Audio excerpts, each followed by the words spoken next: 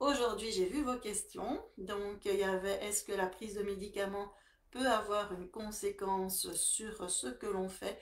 Et moi, je rajoute, donc, il y avait une question par rapport à la télépathie animale. Et moi, je vais rajouter par rapport aux soins énergétiques. Il y avait une question aussi, comment faire pour calmer son mental et comment faire pour travailler sur ses propres animaux, pour pouvoir faire de la télépathie animale avec ses propres animaux. Bon, alors, on y va pour notre petit live du mardi. Donc, la question c'était, est-ce que la prise des médicaments peut-elle avoir une influence lorsque l'on fait de la télépathie animale? Donc, moi je rajoute lorsque l'on fait des soins énergétiques. En fait, c'est pas que les médicaments, c'est tout peut avoir une influence sur ce que l'on fait, puisque tout peut avoir une influence sur nos énergies. On peut avoir, ça peut être les aliments que nous mangeons qui pourraient avoir une influence sur nos énergies. Ça peut être donc des médicaments qui peuvent avoir une influence sur nos énergies. Vous savez que lorsque l'on fait de la télépathie animale, que l'on fait des soins énergétiques, il faut qu'on ait un très bon niveau d'énergie. Ça, c'est super important parce que si vous avez votre niveau d'énergie qui est très bas, non seulement vous allez être fatigué, non seulement lorsque vous allez faire de la télépathie animale ou des soins énergétiques, vous allez vous épuiser. Donc, cette partie énergétique, elle est super importante. Et si vous prenez des médicaments, donc bonjour à tous ceux qui arrivent, si vous prenez des médicaments, ça peut influencer votre partie énergétique. Et donc influencer quand vous faites des soins énergétiques ou quand vous faites de la télépathie animale. Donc bonjour encore à tous ceux qui nous rejoignent maintenant. Mais c'est pas grave si ça vous influence. Le tout, c'est que le médicament que vous preniez soit le bon pour vous. Si le médicament que vous prenez résonne avec vous, eh ben, vos énergies, elles vont être bonnes. Donc, c'est vraiment là, comme pour toute chose, chaque médicament, chaque aliment va être bon ou pas bon en fonction de la personne. Donc, les médicaments, enfin moi je prends des médicaments parce que j'ai des problèmes de thyroïde, j'ai dû déterminer quels étaient les bons pour moi et pour qu'ils n'influencent pas négativement mes énergies. Maintenant, s'ils sont bons pour moi, ils peuvent influencer de manière très positive mes énergies. C'est toujours la même chose. À partir du moment où ça me convient, ça va me procurer de belles énergies. À partir du moment où ça ne me convient pas, ça diminue mon niveau d'énergie. Alors, c'est pas un problème si on ne sait pas faire des soins énergétiques et si on veut faire de la télépathie animale avec les animaux. Non, c'est pas un problème puisque dans la formation en télépathie animale, je donne une partie énergétique. Mais travailler sur ces énergies est indispensable. Le soin énergétique en radiesthésie pour les animaux est un plus puisque moi, c'est ce que j'utilise quand je fais de quand je fais de la télépathie.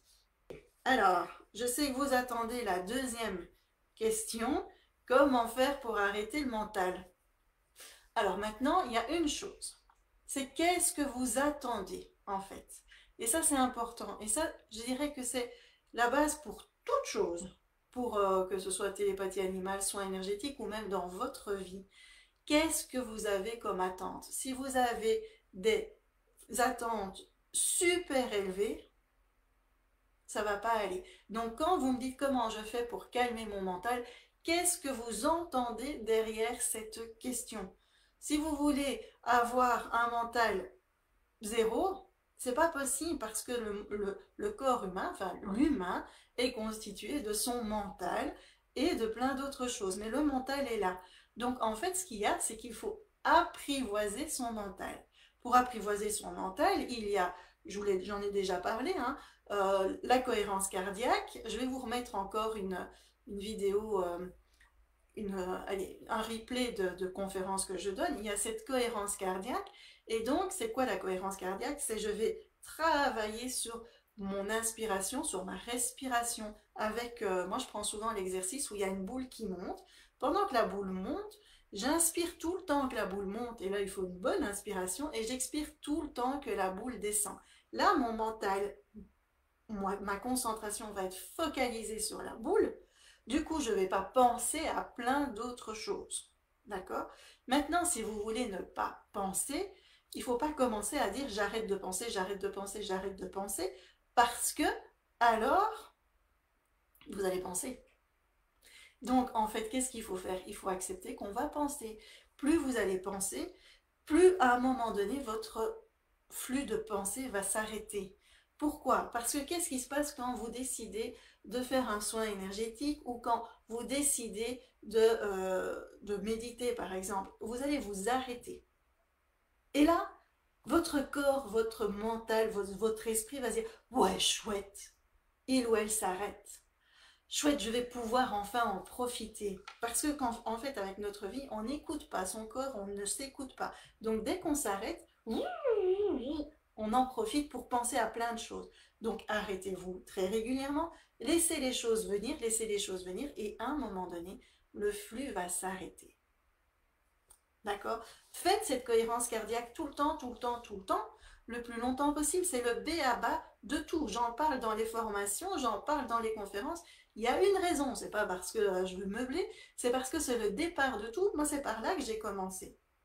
Et le fait de voir ces bulles monter et descendre, vous allez pouvoir souffler. Alors, Nathalie, la cohérence cardiaque, c'est faire le vide. Point. On va dire. Il y a là quelque part à vouloir absolument savoir c'est quoi calmer son mental, faire le vide. Faites la cohérence cardiaque et regarde ce qu'il se passe. Mais fais-la tous les jours, tous les 2 jours ou 2 fois par semaine. Fais-la. Et après, regarde ce que ça procure. Parce que là, le mental, il est déjà en train de mentaliser comment je vais faire pour diminuer mon mental. Il faut enlever toutes ces questions-là. On fait la cohérence cardiaque, on se laisse porter. Si tu as la formation, je sais que tu l'as, Nathalie, laisse-toi porter par la formation. Alors, avec mes animaux, je n'arrive à aucune communication, même pas une image. Alors attention, je vais lire la phrase et vous allez voir. Je n'ai que des images de notre vie quotidienne. Et pourtant, je fais tous les exercices en amont. Alors là, il y a 2 choses. Je ne sais pas si vous vous souvenez, si vous avez regardé ma conférence, quand on dit je n'ai que, et c'est pas négatif ce que je dis là, quand on dit je n'ai que, on diminue déjà ce qu'on a reçu. Là, de nouveau, je vais vous reparler de nouveau, je vous dis beaucoup de nouveau, je vais vous reparler des attentes que vous avez. Je n'arrive à aucune communication. Même pas une image, et puis après, je n'ai que des images de notre vie quotidienne. Donc, il y a quand même, enfin, si je peux, tu me diras après si je me trompe, Cathy, mais si je n'ai que des images de ma vie quotidienne, c'est que j'ai quand même des images. Donc, c'est qu'il y a quelque chose qui se passe. Donc, c'est qu'il y a une connexion avec les animaux. Maintenant, si vous vous attendez à une connexion, mais super, super, super, et que l'animal, il va dire bonjour, il y a ceci, il y a cela, j'ai une vidéo sur YouTube qui va sortir bientôt. Il faut savoir que les animaux qui sont chez nous, s'ils vont bien, ils vont pas avoir grand-chose à exprimer. S'ils vont bien, qu'est-ce qu'ils vont exprimer? Qu'ils vont bien. Point. Donc en fait, la communication où les animaux n'envoient que, et j'aime pas ce mot-là, que les images de notre vie quotidienne, c'est juste pour nous montrer qu'ils sont en connexion avec nous et qu'ils n'ont peut-être pas grand-chose à dire à part qu'ils sont bien. Et ça, c'est peut-être ce qui est génial à entendre. C'est se dire, si je reçois des images de ma vie quotidienne par mes animaux, c'est qu'ils sont super bien et c'est génial. D'accord? Est-ce que vous voyez un petit peu ce que j'essaye, oui, ce que je me fais comprendre en fait? Est-ce que j'exprime clairement les choses? Dites-moi. Et c'est super, Nathalie. Donc, continue, mais faites cette cohérence cardiaque le soir et fais-la la journée. Comme ça, tu vois ce que ça donne par rapport à ton mental. Et si tu n'as pas encore commencé la formation, comme tu dis, Nathalie, eh bien, ton mental, n'y pense pas. Suis la formation tout simplement. Ok, Cathy, est-ce que j'ai répondu au fait qu'on ne reçoit pas? Il faut faire attention, si on attend de recevoir ceci ou cela de son animal, on peut bloquer des choses. Alors, il faut savoir que être en télépathie avec son propre animal, c'est toujours beaucoup plus difficile. Donc, quand c'est son propre animal, je vais répondre après à Cathy, je disais sa question, quand c'est son propre animal, c'est toujours plus difficile parce qu'on a notre émotionnel qui est là. Alors Cathy, tu dis, je pense que ce sont des images qui viennent de moi. Mais pourquoi? Pourquoi ce sont des images qui viennent de toi? Ce sont des images qui viennent quand tu te connectes à ta chienne. Alors elle est stressée, mais peut-être qu'elle elle a pas envie de parler de son stress avec toi. Peut-être que c'est pas ça qu'elle a envie de transmettre de son stress. Et peut-être que pour elle, même un animal stressé, pour lui, ça fait partie de son quotidien. Peut-être qu'elle n'en parlera pas. D'accord?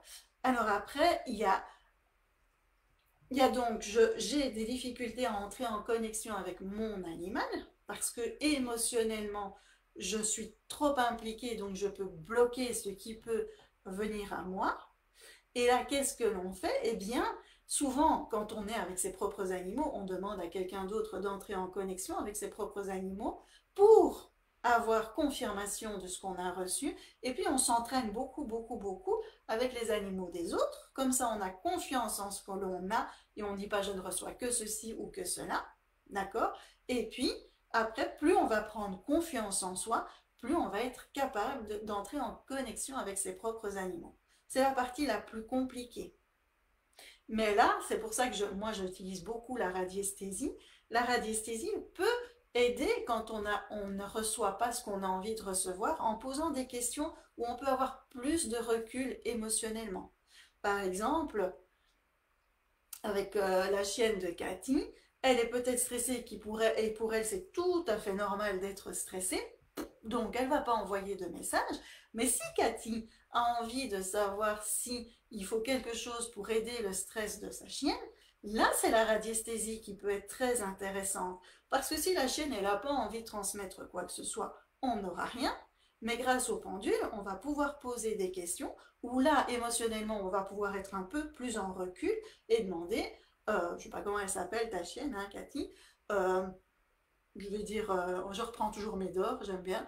Médor est très stressé et on peut avoir oui, non, voilà, parce qu'on peut avoir un chien qui est stressé, on va dire physiologiquement, c'est sa nature, sans que pour ce chien ce soit quelque chose de très compliqué à vivre.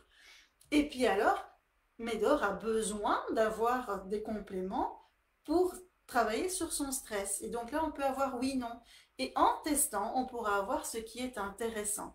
Et là, je vais rebondir sur un post que j'avais accepté la publication avec les pierres. Quelle pierre est intéressante pour mon chien qui a du stress?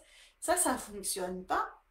Parce que si le chien n'a pas besoin de pierre, nous, on va aller chercher quelle pierre est intéressante pour le chien, alors que le chien ne va pas raisonner avec la pierre. Chaque être vivant, que ce soit un humain ou un animal, va raisonner avec quelque chose qui lui convient. Ça va être comme le médicament. Pour certains, ça va être un remède homéopathique. Pour d'autres, ça va être des fleurs de bac. Pour d'autres, ça va encore des huiles essentielles. Et encore pour d'autres, ça va être des pierres. Mais on ne demande surtout pas quelle pierre agit sur le stress. Parce que si le stress du chien de Cathy vient du moment de sa naissance, quand elle est née et qu'elle a eu un problème à la naissance, donc si j'en parle, c'est peut-être quelque chose sur lequel il faut creuser. Si le stress vient du fait je suis née, j'ai eu un problème à la naissance et j'ai eu peur de mourir, si vous allez chercher d'abord, on va dire la fleur de bac pour le stress, ça ne travaillera pas sur le problème de base. Et donc, si la chienne de Cathy, elle n'a pas besoin de fleurs de bac, ça ne fonctionnera pas.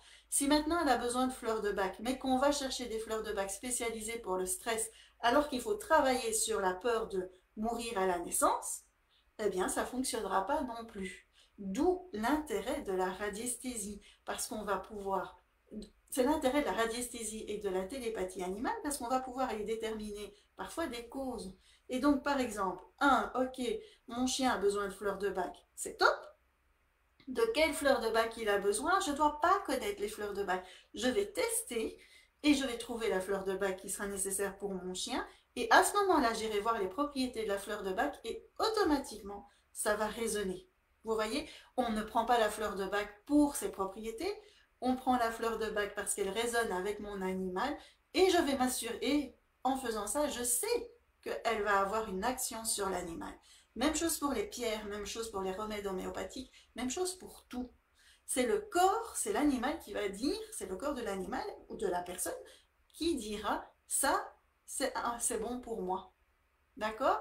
Donc, on peut aimer les fleurs de bac, on peut aimer les huiles essentielles, mais la personne ou l'animal qui va le recevoir peut ne pas adhérer à ça Et alors, si on ne fait pas attention à ça, eh bien, le traitement, enfin, les avantages bénéfiques, il n'y en aura pas. Est-ce que tout ça, c'est clair pour vous? C'est bien parce que j'ai embrayé sur quelque chose que je voulais parler, c'était donc ces pierres, etc. Laissez bien vos corps, tous vos corps, les corps des animaux, s'exprimer. Laissez ce mental de côté. Quand vous me dites comment je fais avec mon mental, c'est ça. On veut absolument savoir le pourquoi, du comment, etc. Non, on ne doit pas connaître le pourquoi du comment. Ok? D'ailleurs, moi, il y a une chose sur laquelle j'ai beaucoup travaillé, c'est qu'avant, je voulais savoir le pourquoi. Pourquoi ceci? Pourquoi cela? Et maintenant, dès que je me demande un pourquoi, eh ben, je le mets de côté. Je dis, je ne veux pas savoir. Après, il y a des choses où c'est important de savoir, ça c'est clair. Mais si c'est pour que mon mental commence à tourner autour de ces pourquoi, j'abandonne le pourquoi et je me dis, je fais confiance à la vie et je fais confiance à mes animaux et en mon corps. Et ça travaille beaucoup sur votre mental. Dites, j'ai confiance. Vous allez voir, tout à coup, tout va se libérer. Alors, Nathalie, elle me dit, c'est un peu comme font les psys. En fait, ici, télépathie animale, soins énergétiques, ce que l'on fait, c'est vraiment en lien avec soi. On ne peut pas réaliser quelque chose si on n'est pas bien soi-même. C'est pour ça que je viens beaucoup avec le développement personnel, parce que c'est la clé de tout. À partir du moment où vous êtes bien en vous, à partir du moment où vous rayonnez, à partir du moment où vous vous écoutez, ça explose. Ça explose. La vie, elle change. Mais ça ne se fait pas comme ça, bien sûr. Hier, je suis partie d'un groupement alors, le groupement s'appelle les Mandalas. C'est vraiment pour soutenir des projets qui, de manière d'une économie solidaire. Donc, on va soutenir des projets. Enfin, c'est vraiment, si vous voulez, je vous en parlerai parce que c'est assez compliqué là maintenant. Hier, tous les lundis, j'ai réunion avec les femmes de mon mandala. C'est ouvert à tout le monde, hein, femmes et hommes. Et il y en avait une dans ce mandat-là, en fait, pour rester en connexion, parce que moi, je suis en Belgique et il y en a plein qui sont en France. On a un chat sur WhatsApp, sur Telegram, pardon. Et dans le chat, moi, j'ai demandé que l'on partage que des choses positives. Et là, ça pose problème à deux personnes du mandala parce qu'elles aimeraient partager des choses qui ne vont pas bien dans leur vie. Alors, c'est vrai que c'est important de partager, quand ça va pas, c'est important de partager et de ne pas être tout seul. Mais ce qui est important, c'est de ne pas toujours être coincé dans ce positif, enfin dans ce négatif. Si ça va pas, et que vous ne voyez jamais rien qui va bien, vous restez en cercle vicieux dans votre négativité, vous ne rayonnez pas. Et dans ce cas-là, vous n'attirez pas des belles choses dans votre vie. Et je sais de quoi je parle, hein, parce que moi j'ai vécu une période très sombre au point, à un moment donné, je voyais un arbre, j'avais envie de prendre ma voiture et de foncer dessus. Tellement la période était sombre et tellement je me disais, je n'y arriverai jamais, je ne sortirai jamais de cette période. C'était vraiment catastrophique. C'était du harcèlement, c'était mes enfants qui étaient malades. Enfin, c'était vraiment une catastrophe. Et ça a changé le jour où j'ai dit maintenant, stop, on arrête de ne voir que le négatif et on donne la place au positif. Et avec ça, bah, c'est la clé de tout. Plus vous allez voir les choses qui sont bien, moi, par exemple, je vous parle le matin, moi quand je vais voir mes animaux, eh ben, j'en profite. Même si ça dure 5 minutes, je prends 5 minutes de profit où je dis, ah, qu'est-ce que c'est bon. Toutes des petites choses qui sont agréables, il faut vraiment s'attacher à ça et vous allez changer votre niveau d'énergie. Ça va? Est-ce que je vous ai apporté un peu de positif aujourd'hui? Parce qu'on en a besoin, hein, du positif avec ce que nous vivons. Et là, justement, c'est important d'être accroché à des choses qui vous font du bien. Mettez de la musique, sautez sur place, faites des choses qui vous font un bien fou. Éteignez la télé. Quelque chose qui vous apporte du bien. Une petite chose par jour pendant 1 seconde, 1 minute, ça change tout. Voilà, je lis vos commentaires. Ben voilà, Nathalie, elle parle tout le temps à ses animaux. Et donc, allez, vous savez ce que vous allez faire tout à l'heure en dessous du replay, vous allez me dire ce que vous avez fait de bien pour vous aujourd'hui. Une petite chose qui vous fait du bien. Et vous allez voir comme, oh, qu'est-ce que c'est agréable. D'accord? Allez, je vous ai apporté du bien, c'est super, je suis content. On se retrouve pour un prochain live, ça va? Continuez bien, pensez, enfin, n'hésitez pas à poser vos questions. Alors c'est vrai que souvent j'y réponds par mail, mais si vous préférez que ce soit par live, j'y réponds avec plaisir. Et, euh, et on continue comme ça. Alors nos petits lives, je ne sais pas si ce sera tous les mardis, parce que je vous ai dit, hein, j'étais occupée à créer mes deux grosses formations. Et là, quand je suis dedans, je suis en plein dedans. Mais peut-être deux mardis par mois. Comme ça vous laisse le temps de, de, de faire des choses chez vous. Et puis qu'on se voit et qu'on réajuste. On fait comme ça. Je vous fais des gros, gros, gros bisous. À tout bientôt. Passez une belle, belle, belle après-midi dans la joie et faites-vous du bien.